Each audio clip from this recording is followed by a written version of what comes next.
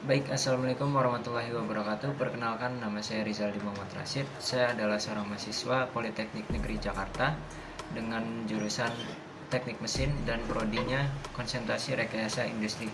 Di sini saya akan membahas sedikit tentang kasus Holocaust dari Nazi yang dipimpin oleh Adolf Hitler pada masa itu, dan apa sih keterkaitannya dengan pelanggaran HAM. Sebelumnya mari kita berkenalan dengan apa itu Holocaust. Jadi Holocaust itu adalah genosida atau pembantaian yang dilakukan oleh kaum Nazi, sekutunya, dan juga kaki dan tangannya pihak Nazi, yang dilakukan untuk membantai atau menggenosida kaum Yahudi, yang diperkirakan mencapai total korban yaitu sekitar 6 juta korban dari kaum Yahudi. Genosida ini dilakukan oleh Nazi dimulai pada saat Adolf Hitler diangkat menjadi Führer. Führer itu adalah pemimpin Jerman pada masa itu. Selanjutnya mari kita berkenalan dengan Adolf Hitler.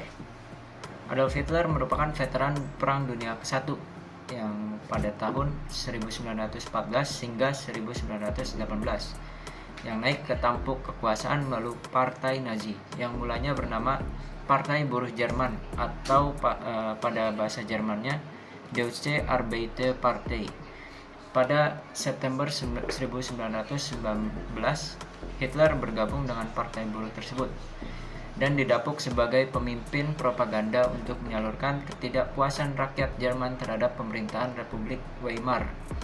Ketidakpuasan rakyat utamanya disebabkan oleh perjanjian Versailles yang disepakati sekutu dan Jerman pada akhir Perang Dunia ke-1, yang membuat Jerman merasa diinjak-injak harga dirinya karena dicurangi dan dirugikan.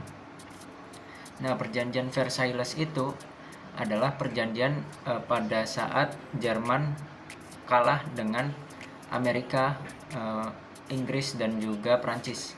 Jadi mereka membuat kesepakatan atau perjanjian yang disebut perjanjian Versailles, yang dimana isi-isinya sebagai berikut.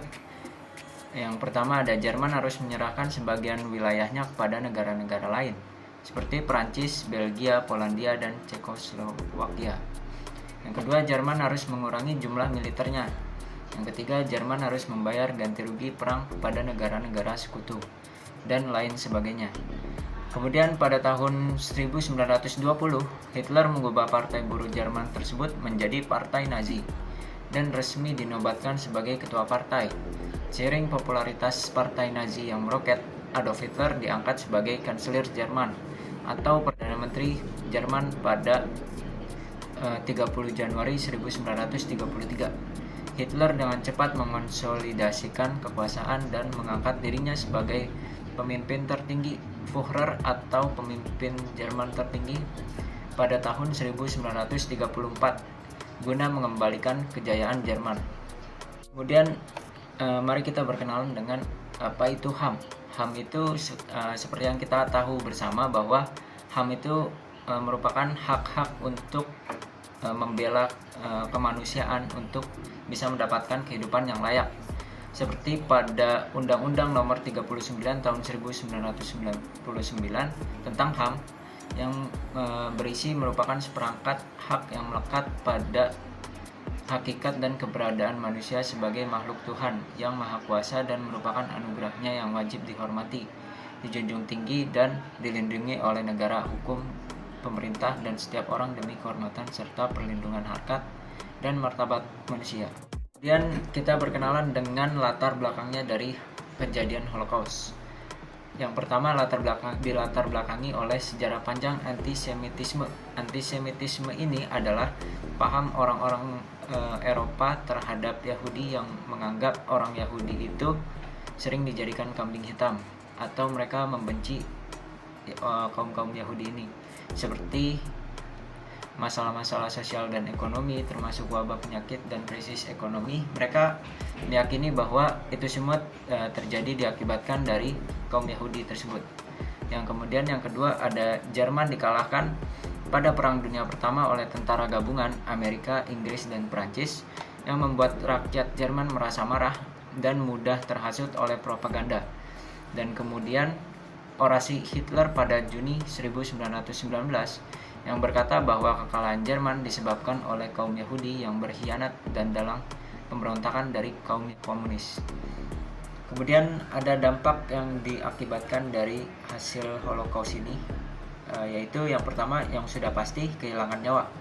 Sekitar 6 juta orang Yahudi tewas, ditambah jutaan korban dari kelompok lain seperti Romawi, penyandang disabilitas, homoseksual, tahanan politik, atau politik yang berlawanan dari politik Nazi tersebut. Yang keduanya ada trauma dan penyintas. Banyak penyintas Holocaust mengalami trauma mendalam, baik fisik maupun psikologis yang berdampak hingga generasi berikut-berikutnya. Yang ketiga, kehancuran komunitas Yahudi. Sebelum Holocaust, komunitas Yahudi memiliki kontribusi besar dalam seni, sains, dan budaya di Eropa. Kehancuran mereka meninggalkan kekosongan budaya yang signifikan. Jadi kesimpulan yang dapat diambil adalah Holocaust adalah salah satu peristiwa paling tragis dalam sejarah manusia, di mana genosida yang dilakukan oleh rezim Nazi Jerman di bawah pimpinan Adolf Hitler menghilangkan sekitar 6 juta nyawa orang Yahudi serta korban dari kelompok lain. Latar belakang Holocaust berakar pada sejarah panjang antisemitisme, propaganda kebencian, dan ketidakpuasan rakyat Jerman pasca Perang Dunia I yang dieksploitasi oleh Hitler untuk menyalahkan kaum Yahudi sebagai kambing hitam atas kekalahan Jerman dan krisis yang melanda. Dampak Holocaust sangat besar, meliputi kehilangan nyawa, trauma psikologis mendalam, dan kehancuran komunitas Yahudi, serta hilangnya kontribusi budaya mereka di Eropa. Tragedi ini mencerminkan pelanggaran berat terhadap hak asasi manusia, termasuk hak atas hidup, kebebasan, dan bermartabat.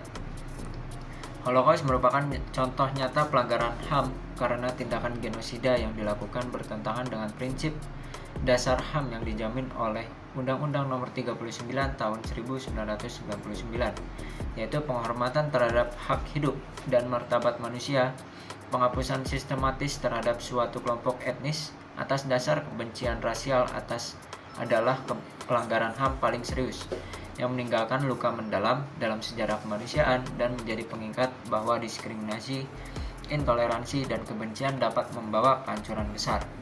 Akhir dari Holocaust terjadi dengan kekalahan Nazi oleh Uni Soviet pada tahun 1945. Tetapi peristiwa ini mendorong dunia untuk memperkuat hukum internasional melalui pembentukan Deklarasi Universal Hak Asasi Manusia atau DUHAM pada 1948 serta perumusan konvensi genosida untuk mencegah tragedi serupa di masa depan. Sekian dari saya atas pemaparan materi tentang kasus Holocaust dan apa keterkaitannya dengan pelanggaran HAM. Wassalamualaikum warahmatullahi wabarakatuh.